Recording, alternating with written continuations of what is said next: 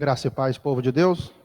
Boa noite a todos. É um prazer imenso estar com você mais uma vez, para junto possamos adorar e exaltar o nome do Senhor nessa noite, através de mais um serviço, mais um trabalho aqui da nossa igreja, do nosso templo, localizado à Rua Fabiano Nunes Fraga, número 182, bairro São Marcos, município da Serra, e templo da Igreja Evangélica Assembleia de Deus, do Ministério Serra, pastoreado pelo pastor Amadildo Gonçalves, e o ministério esse presidido pelo pastor Délio Nascimento.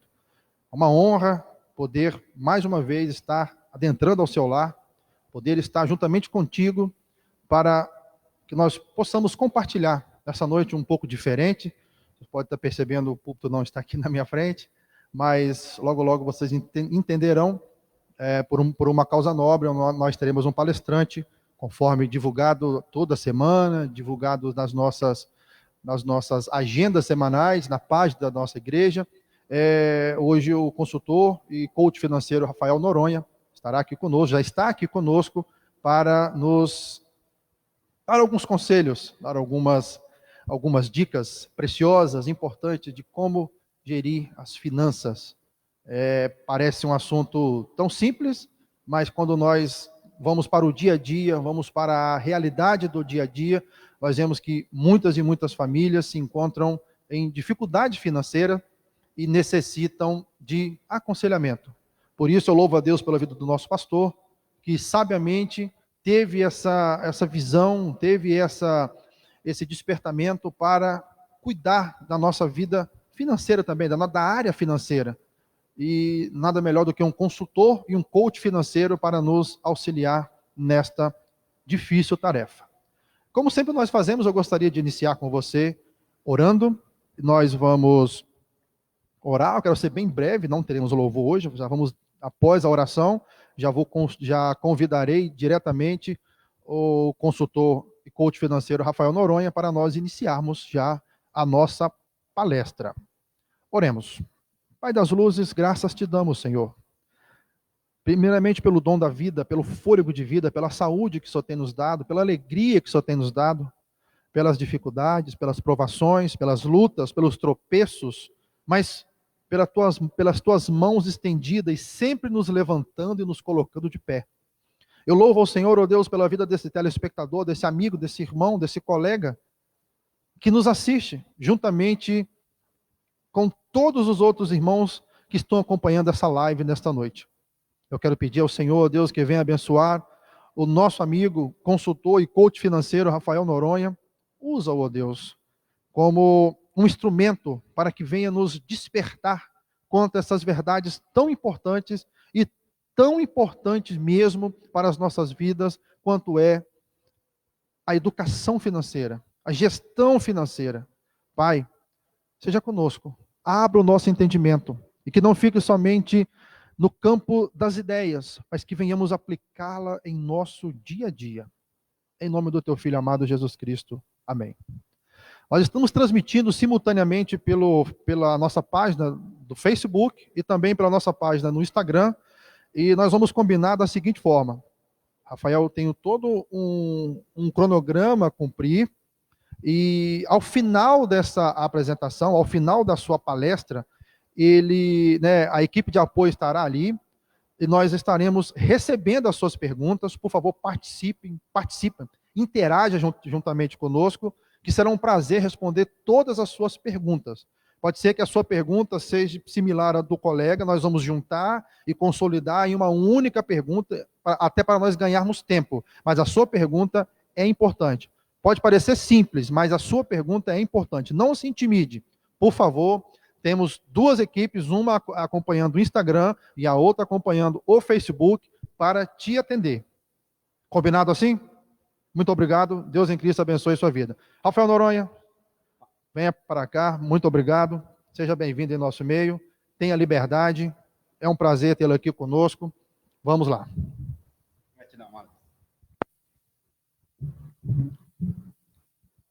Pessoal, boa noite. O Wallace já fez a apresentação da minha pessoa, né? Ele já falou várias vezes, eu sou o Rafael Noronha, eu sou coach financeiro, consultor, relacionado à melhoria de processos. eu já gostaria de fazer um convite. Se você quiser saber um pouquinho mais da minha história, o porquê, né, eu me tornei um coach, um gestor e tal, entra na minha página www.noronhaconsultoria.com.br. Lá eu conto, inclusive, a minha trajetória, que não foi tão simples assim, mas que tornou-me o que eu sou hoje. Então, independente das dificuldades, tudo que a gente passa tem um propósito. Seja nos moldar, nos preparar para o momento que nós estamos vivendo. E boa parte da minha experiência foi relacionada à parte de finanças. Até porque eu sou filho de bancários. Então eu cresci dentro de banco. Isso foi uma das minhas maiores escolas. Ok? E eu gostaria de começar nosso bate-papo. Tá bom? Tá bem? Dando algumas dicas. Primeiro, como o Alice falou, não tem pergunta boba. Tá? Tire todas as suas dúvidas. Por quê? Não é interessante você sair com dúvida. A gente só sabe alguma coisa que é simples, que é óbvio, depois que a gente sabe. Então, o óbvio é relativo e ele também precisa ser dito. Bacana? Vamos lá. Eu gostaria de fazer alguns questionamentos. Né? Primeiro, a mentalidade do homem e da mulher, ela é diferente.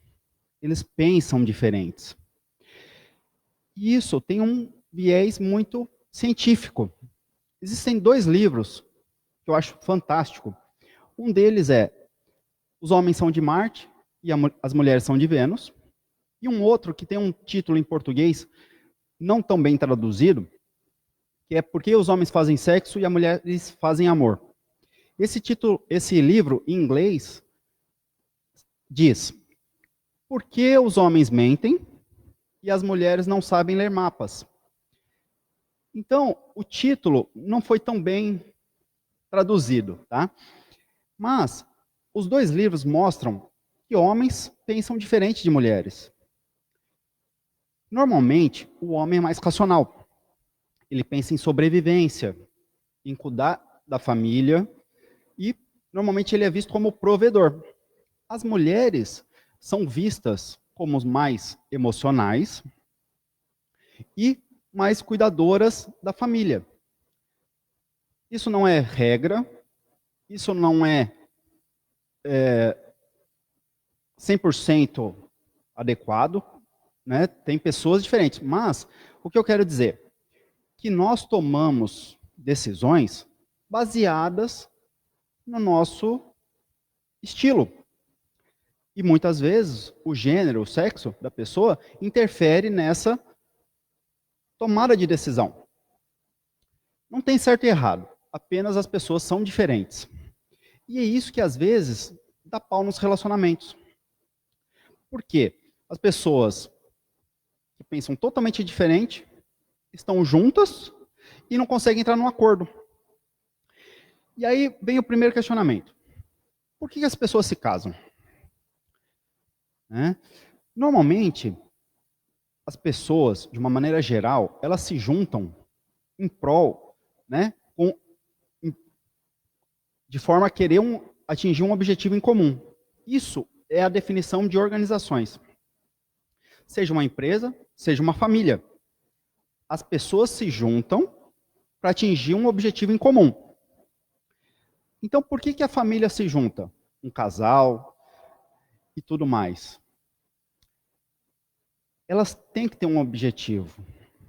Tanto que uma das parábolas, uma das passagens bíblicas que eu amo, fala o seguinte: a mulher tem que ser submissa ao homem. E a melhor interpretação que eu vi disso é: a mulher tem que estar sob a mesma missão que o homem. Ou seja, eles têm que estar juntos, indo para o mesmo caminho. Imagina o seguinte: você está num barco a remo, você e outras pessoas, e cada um rema para um lado. O que vai acontecer? O barco vai rodar, rodar, rodar e não vai sair do lugar. Agora, se tiver todo mundo coordenado, remando para o mesmo lado, o barco anda. Então, nas organizações, na família, todo mundo tem que estar alinhado. Tem que ter um objetivo claro, bem definido, e todo mundo tem que estar com vontade de atingi-lo. Porque senão, acontece igual um cabo de guerra. Um puxa para um lado, um outro puxa para o outro, e ninguém sai do lugar. Ninguém sai vencendo. E, pelo contrário, todo mundo sai perdendo. Então, a ideia é que todo mundo junte força, some, multiplique, e não subtraia de vida. A gente tem que ter esse pensamento na cabeça. Uma família é a mesma coisa. Quais são os objetivos dessa família? Qual que é o propósito dela? E quando já tem filhos, tem que ser em conjunto também. Não pode ser o do marido, da esposa, do filho, da sogra, do sogro. Não. É da família. Aquele nicho. Os pais, os filhos, o que eles querem atingir? E pode não parecer, né? Mas todas as nossas decisões, elas são pautadas em decisões, em emoções, perdão. Mesmo que seja em nível inconsciente. Todas as nossas tomadas de decisões são pautadas em emoções. Tá? Tem uma frase que eu acho bacana que é o seguinte: se faz sentir, faz sentido. Então, a gente não faz as coisas só porque é bonitinho, porque os outros querem. Tem que ter um propósito. O que isso vai trazer de benefício para você, para sua família? Essa que é a ideia, tá? E normalmente a gente tem diversos objetivos na vida. É ter uma casa, ter um carro, poder fazer um churrasco no final de semana, poder viajar. Cada um tem um objetivo diferente. Mas, no mundo capitalista que nós vivemos, o que é necessário? Dinheiro. O abençoado do dinheiro. Apagou aqui. Então, a gente tem que ter dinheiro para conseguir as coisas. É um mal necessário, vamos dizer assim. Então, primeira coisa, a gente tem que ter entrada de dinheiro. Porque senão como é que a gente gasta sem ter recebido o dinheiro? Então, a gente tem que ter noção do panorama todo. Quanto que está entrando? Quanto que eu estou gastando? Com o quê? Eu tenho dívida? Eu tenho algum patrimônio? Seja investimento, seja casa, seja carro, moto. Como é que está o seu panorama?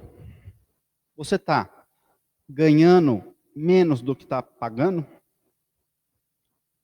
Aí a matemática não fecha. Ou seja, você tem que sempre pensar que você tem que gastar menos do que o que você recebe. Senão você vai estar no vermelho, você vai contrair dívidas. Então é complicado, porque vira uma bola de neve. Se você sempre gastar mais do que recebe, você vai se enrolar. Então esse é o primeiro pensamento que nós temos que ter. Gastar menos do que a gente ganha. E uma das coisas que eu acho muito interessante numa família é que só existe um bolso. Independente de quem esteja recebendo ou esteja gastando. É um bolso só. Então, soma-se tudo, o que entrar, e vai para um lugar só. Da mesma forma, o que sair, vai sair de um lugar só. Independente de quem pagou uma conta ou outra. Isso é o princípio de família, de organização. A gente tem que estar junto, até debaixo d'água. Tá? E não adianta você pensar simplesmente no mês corrente. Você tem que pensar em longo prazo. O que você espera conseguir fazer daqui a um ano, daqui a 5 anos, daqui a 20 anos, quando você aposentar? O que você quer fazer? Onde você quer estar? De que maneira? Por quê? Se eu pensar simplesmente no hoje, eu gasto tudo que eu recebo. E amanhã? Se eu comer tudo que eu tenho vontade hoje, eu vou ter dinheiro, eu vou ter saúde, eu vou ter condições de viver amanhã? Ou não, eu torrei tudo hoje. Então você tem que ter esse planejamento de longo prazo. Legal. Só que, quem que define isso? É o pai, a mãe, o filho?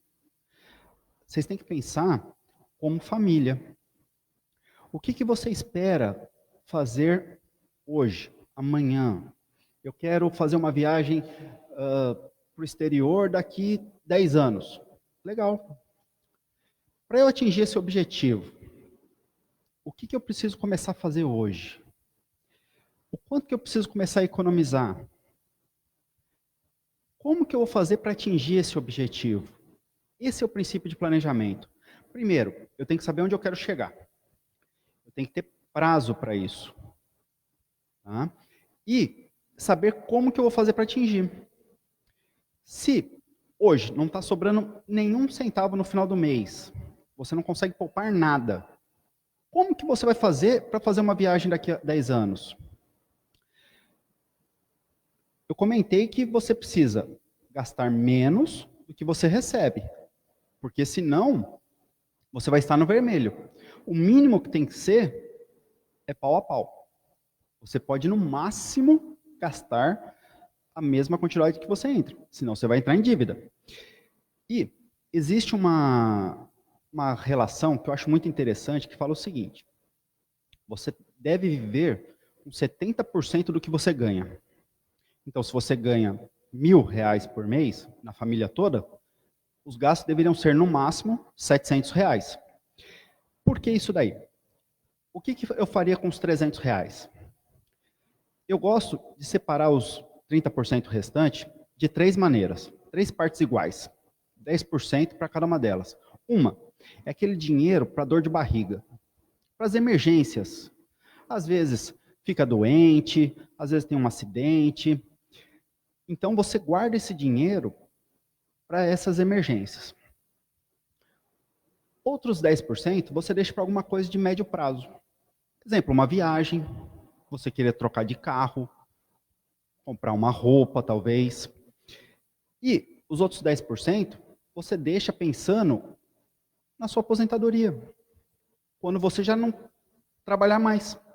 Porque aí você não vai ter condições de ter a mesma receita, o mesmo padrão de vida que você está acostumado hoje. Então, se você ganhar 1.000, minha sugestão: 700 você vive, 100 você guarda para dor de barriga, 100 para uma viagem, para um passeio, para trocar de carro, qualquer coisa assim, e os outros 100 pensando na sua aposentadoria. E aí você tem que adequar aos seus gastos. Viver de acordo com as suas condições. Tentar economizar onde puder. Mas, lembre-se o seguinte: para que a gente faz economia? Para que a gente poupa dinheiro? É para fazer alguma coisa que nos traga retorno, que nos traga prazer. Você lembra aquela história do cofrinho, que o pessoal usava muito? Colocar uma moedinha lá no porquinho, ou numa garrafa. Para que servia aquilo? Servia para que você juntasse dinheiro para você fazer alguma coisa que você gostaria. Então, para que você quer guardar dinheiro? Que prazer, que emoção que isso vai te trazer? Porque se for fazer para ostentar, para mostrar para os outros, nem faça. Perda de tempo. Tá? A gente tem que fazer as coisas para a gente, para a nossa família. Isso aqui é o interessante, tá bom? Então, primeira coisa, a gente precisa definir onde que a gente quer chegar. Então, já vou dar aqui a primeira lição de casa. Junta a sua família e começa a levantar tudo que entra e o que sai. Vê onde você tem condições de economizar. Enxugue aqueles gastos desnecessários. Aproveite esse momento de quarentena, de isolamento, ainda mais que a Selic baixou, que é ótimo isso em termos de financiamentos. Levante tudo que você gasta. Primeira coisa, veja aquelas coisas que são supérfluas, que você gasta e não serve para nada. Corte elas. Segundo ponto, Pega aquelas contas que são fixas, por exemplo, um plano de celular, um plano de TV, e renegocie. Esse momento está sendo ótimo para isso. Muita concorrência, o pessoal com menos dinheiro, então renegocie. Ou você vai conseguir um plano melhor pagando o mesmo preço, ou você vai reduzir o valor do seu plano. Então, são dicas simples, que basta o quê? Um pouquinho de esforço, de tempo, que a maioria da turma está tendo agora. Um pouco mais de tempo. Então, é questão de proatividade. É questão de tirar a bunda da cadeira e tomar uma atitude. E não precisa sair de casa, que é o melhor que está tendo. Então, você sabendo como estão as finanças da sua casa, se tem dívida, se tem um parcelamento, se já tem um dinheiro que vai, já tem destino, vocês conseguem, como família, identificar as coisas. Vocês conseguem saber como é que está e se você pode ou não assumir mais compromissos. Se você pode pensar em fazer uma reserva. Se você pode trocar de carro, sair para jantar fora. Mas, se você não sabe como é que está as suas finanças, realmente, número, preto no branco, você vai se enrolar. Porque, às vezes, a gente acaba gastando o dinheiro que a gente acha que tem, não o valor, o dinheiro que a gente realmente tem. Tá certo? Então, levante todas as finanças. Vê o que está entrando, o que está saindo. Primeira coisa. Tem dívida? Tem parcelamento? E tudo mais. E tem algumas dívidas que a gente tem que ficar esperto, que a gente sempre tem que pagar. Exemplo, cartão de crédito. O cartão de crédito, ele divide opiniões. Tem gente que detesta e tem gente que ama. O cartão de crédito, ele não pode ser uma forma tipo de empréstimo. Ah, eu não tenho dinheiro para pagar as coisas, eu vou usar o cartão de crédito. Fria. O cartão de crédito ele tem que ser usado no seu giro. Então, para quem sabe usar o cartão de crédito e não gasta mais do que tem condição de pagar, ele é ótimo. Quem não, é fria. Até porque se você deixar de pagar uma fatura de cartão de crédito, os juros são altíssimos. E aí você vai se enrolar cada vez mais e mais. Então, a gente sabendo como é que está a situação financeira, eu sei quais são as minhas entradas, quais são as minhas saídas, como família. Quais são os nossos sonhos, os nossos planos? O que a gente espera daqui a um tempo? Então, numa outra folha do seu caderno, levante. Eu quero, daqui a um ano, trocar de carro. Para isso eu preciso, sei lá de 10 mil reais. Só que, coloque data. Eu quero trocar o carro em julho de 21. Beleza. Próximo ponto que eu quero fazer. Eu quero fazer uma viagem daqui a 5 anos, não sei. Mas primeiro, lista todas. E depois você vai vindo priorizando. Qual é aquela que eu vou fazer primeiro? Qual é aquela que eu vou guardar dinheiro para fazer? Outro ponto. Quem tem o dinheiro na mão faz melhor negócio. Consegue mais desconto, consegue pechinchar. Não parcele aquilo que você não tem dinheiro para pagar. Então a ideia é, quando você tem para pagar à vista, quando você já economizou o dinheiro e vai pagar alguma coisa, você negocia melhor preço. Se você não ganhar desconto, aí sim você ganha prazo. Mas nunca vá pensando no prazo. Pense sempre no que você tem condição de economizar para que você pague à vista. Antigamente, a gente tinha aquela ideia de consórcio. O pessoal comprava televisão, máquina de lavar, no consórcio. Meus pais fizeram muito isso. E depois eles perceberam o quê? O tanto de juros que eles pagavam. E eu não sei se vocês já repararam o seguinte, às vezes você vai comprar alguma coisa, vamos dizer assim, 120 reais. Aí tem lá a opção. Em vez de você pagar 10 parcelas, né? Normalmente eles dividem em 12. Aí eles fazem o quê? R$ 120 em 12 de 12. Ué, 10 vezes 12 já dá 120. Ou seja, eu estou pagando 2 parcelas a mais de juros. E aí o pessoal não faz essas contas. Então, presta atenção nisso. Porque o parcelamento normalmente tem juros embutidos. Então, às vezes, eles não falam que tem juros no parcelamento, mas eles te dão desconto à vista. Ou seja, tem juros embutidos. Presta atenção. Então, você definiu todos suas prioridades, tudo aquilo que a família quer fazer, definiu qual que você quer fazer primeiro, definiu o prazo deles. Agora resta saber como que você vai fazer para atingir isso. Então, se você quer alguma coisa de, sei lá eu, R$ 1.000 daqui a 10 meses, você tem que economizar R$ 100 por mês. Senão daqui a 10 meses você não vai conseguir. Então, esse é o ponto importante de você planejar. É você saber quanto você consegue economizar, o que você quer fazer e quando que você vai poder executar cada uma delas. Mas isso tem que ser feito em família. Tá? Porque senão, depois um vai falar que não sabia, que não sei o quê. E aí uma dica. Quando a gente faz numa empresa alguma reunião e tal, o que normalmente tem no final dela? Uma ata e todo mundo assina. Por quê? Demonstra compromisso. Então, tudo que for definido, pede para o pessoal assinar no caderno, para estar ciente. E aí uma dica que eu acho legal. Depois pega esse papel e coloca na parede, na porta da geladeira, para servir de lembrete para todo mundo. Para todo mundo se empenhar e se esforçar para atingir aquele objetivo. Isso é interessante. Gera engajamento, compromisso. E quando a gente se faz sentir, né, parte de alguma coisa, flui melhor.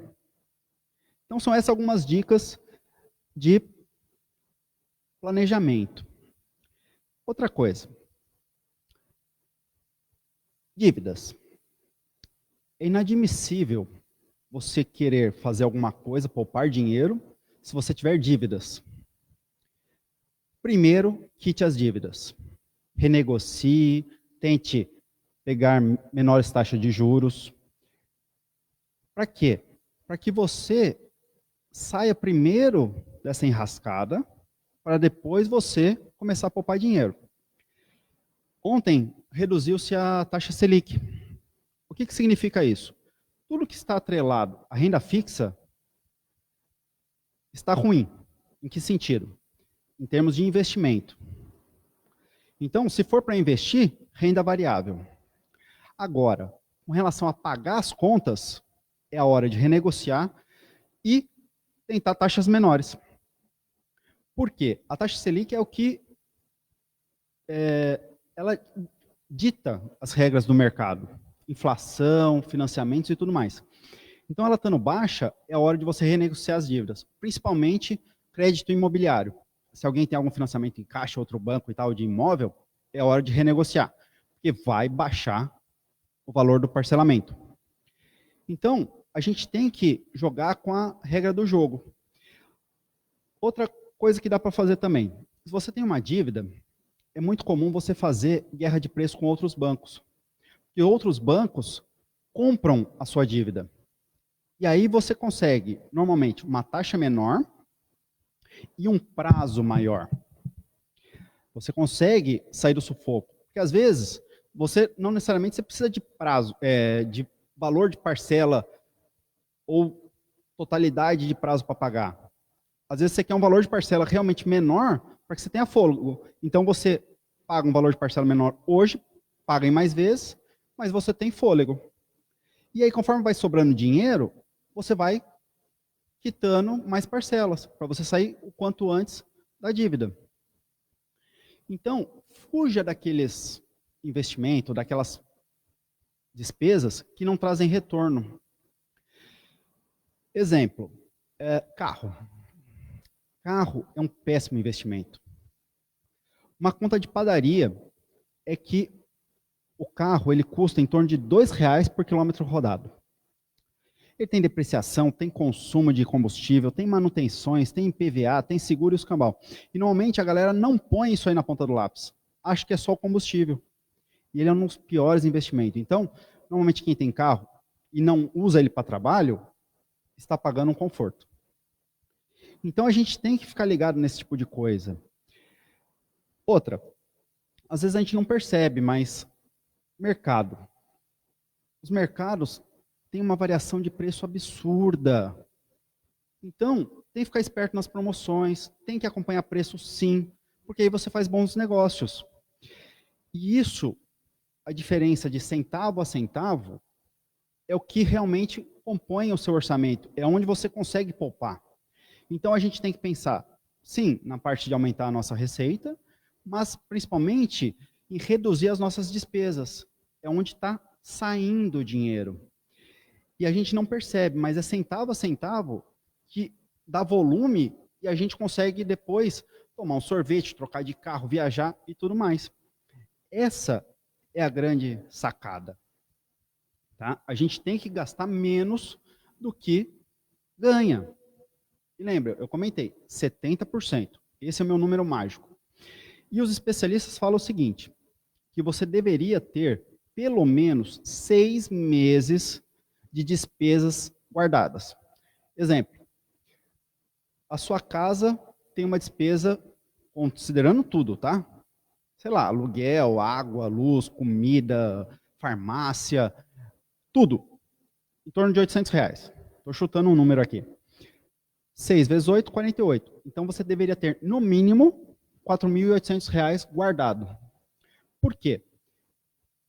Se todo mundo ficar desempregado, as contas vão parar de vir? Não. Então, teoricamente, com 6 meses, você conseguiria se restabelecer. Se você quiser ser um pouco mais conservador, tenha mais guardado para as emergências. Então, a gente tem que estar ligado nisso. Porque dor de barriga não acontece uma vez só. A gente tem que estar precavido. Mas também, a gente não tem que deixar de viver. A gente tem que priorizar as coisas em cada momento. E outra, se você sabe que daqui a um ano você vai pagar um IPVA, um IPTU, e você já tem uma noção de valor, você já tem que estar, desde hoje, guardando para pagar lá na frente. Por quê? São despesas fixas. Ou seja, você tem certeza que elas vão vir. Então, se você já tem certeza, você consegue se planejar. Então, não tem desculpa para chegar na data de pagamento e você não ter o valor para pagar. Ou então ter que pagar parcelado, porque aí tem juros, e aí vira bola de neve. Então, tudo aquilo que é previsível, não tem desculpa. A gente já tem condição de estar se programando. A gente já tem que vir guardando esse dinheiro. E tentar pagar o máximo de coisa à vista, porque aí é menos juros. Tá? Então, basicamente o que eu queria falar era justamente isso. São esses pontos que a gente tem que dar atenção. A gente tem que saber quanto que entra, quanto que sai, se tem dívida da família. A gente tem que saber o que a gente almeja daqui a 1 ano, 2 anos, 5 anos, 30 anos. O que é prioridade, o que eu quero fazer primeiro, em segundo, em terceiro, em quarto, e o que eu preciso fazer para atingir aquilo. Se eu quero trocar de carro e eu preciso de 10 mil, eu tenho que guardar X por mês até eu conseguir trocar. Então, a gente tem que fazer essa priorização. Tá? Poupar, evitar gastos, quitar dívidas. Bacana? Então, basicamente, era isso que eu tinha para dar de recado para vocês. Então, eu gostaria agora de ouvir as perguntas para a gente ir discutindo um pouquinho. Tá bom?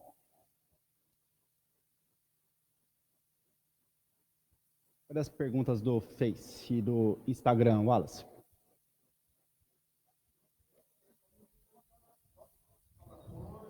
Aham.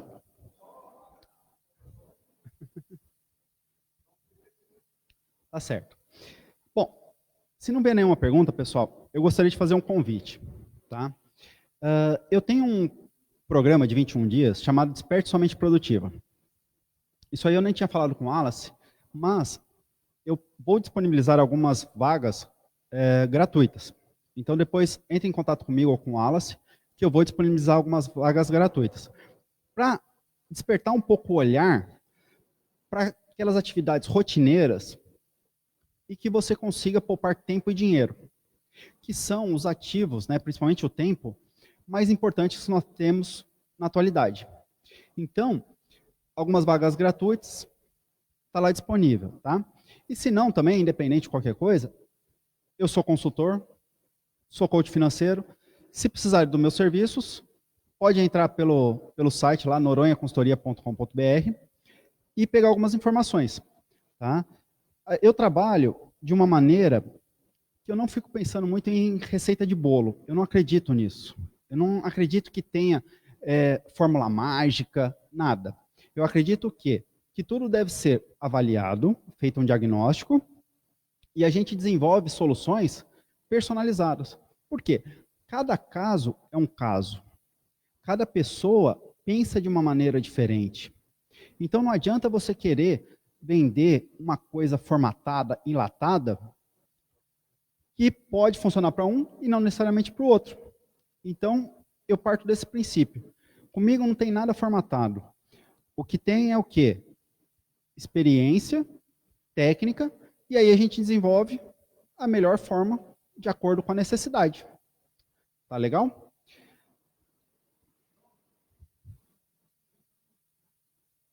Quer pegar esse aqui? Ah, tá. É verdade. Não pode.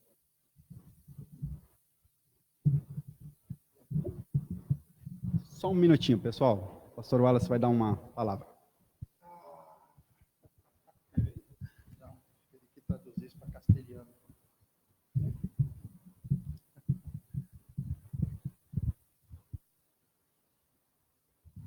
Pois é, pessoal. Viram lá? Que interessante. Dicas que são importantes. Aparentemente são simples, né? Quando faladas assim, quando nós colocamos elas no que diz respeito ao papel, né? Colocar no papel, na teoria, é extremamente simples, mas colocando na prática, muitas das vezes, não é fácil. Temos que ter uma disciplina muito grande, uma disciplina não unilateralmente, assim nós podemos dizer, uma disciplina de todos os componentes da família, todos os membros da família necessitam estar empenhados para que essa disciplina, esse rigor realmente seja aplicado e possam lograr sucesso na nossa vida financeira também. Rafael Noronha, muito obrigado pela sua participação, obrigado pelos sábios e preciosos conselhos que você nos passou para o nosso amigo telespectador, nossos irmãos em Cristo também que estão nos assistindo. Tem o presbítero José Henrique, Ana Thompson, o Leonel, lá de Sergipe, obrigado Leonel, sempre participando conosco, cultuando a Deus conosco. Aleph, o Hélio Jorge, irmã Reni, Edneia Benedito mandou um abração para você. Edneia falou ali, Rafael Noronha Porto, que bom vê-lo por aqui. Obrigado, Edneia. Ele está aqui, que é sorriso puro, né? Como sempre, é uma característica dele. Dalva Pereira, Patrícia Bento Ferreira, obrigado, Patrícia e toda a família. Rosângela Gomes, Adenilda, meu primo lá de Belo Horizonte, Fabiano Della, obrigado, Fabiano, pela sua participação. Edna Inácio do Amaral, juntamente com o pastor José Carlos, muito obrigado. Daniel Coelho Brito, pastor Daniel Colina. E nossa irmã Marta Jorge, de Argentina, me pediu para traduzir lá palestra em castelhano. Já tem um desafio para você já, hein? Tá ali nos comentários ali, a próxima você já fazer em espanhol. Muito bom, obrigado. Muitas graças, Jorge. Muitas graças a toda a família Jorge. E minha esposa também assistindo, todos os nossos irmãos em Cristo. Eu não tenho o nome aqui de todos. A Marilza Gonçalves e a Eliana Neri também participando juntamente conosco. Obrigado, Isaac. Deus em Cristo abençoe a todos vocês. Na próxima quinta-feira, já quero deixar aqui já o convite para vocês. Teremos uma palestra especial agora sobre o desafio cristão no momento atual. Teremos uma psicóloga aqui, a Josiane Teixeira Modesto, estará aqui conosco, palestrando sobre temas do tipo vamos ver se faz sentido. Confinamento, home office, homeschooling, mudanças e entre outros assuntos. Home office é trabalho de casa, né? Você trabalhar da sua casa, como se você não vai mais no escritório, trabalha em casa. Homeschooling é aquela quantidade, aquela infinidade de matérias que os professores enviam através de e-mail, através de WhatsApp, através de aplicativo específico para os nossos filhos executarem e nós, como que da noite para o dia, nos tornarmos pedagogos, professores de todas as disciplinas. Ela estará aqui para nos falar sobre esse desafio, né, do cristão no momento atual. Palestra no dia 14 de maio, a partir das 20 horas, na página do Facebook e simultaneamente também pela página do Instagram. Hoje, pela página do Instagram, eu peço desculpas, nós não conseguimos colocar o áudio estéreo. Você está captando o áudio externo. Nós estamos evoluindo, nós evoluiremos para que a qualidade do áudio da plataforma do Instagram seja exatamente da mesma qualidade estéreo, assim como é no Facebook. Sendo assim, eu agradeço a minha participação. Queria convidar aqui o pastor Azildo para fazer a oração final. Lembrando a todos que domingo, 9 da manhã, a nossa Escola Bíblica Dominical online, estudaremos a lição de número 6. Pastor Washington Martinuz estará conosco lá da congregação de São Marcos 2, ministrando a nossa lição de número 6.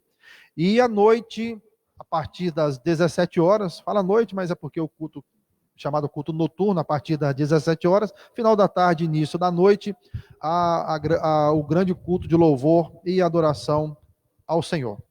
Pastor Mazildo.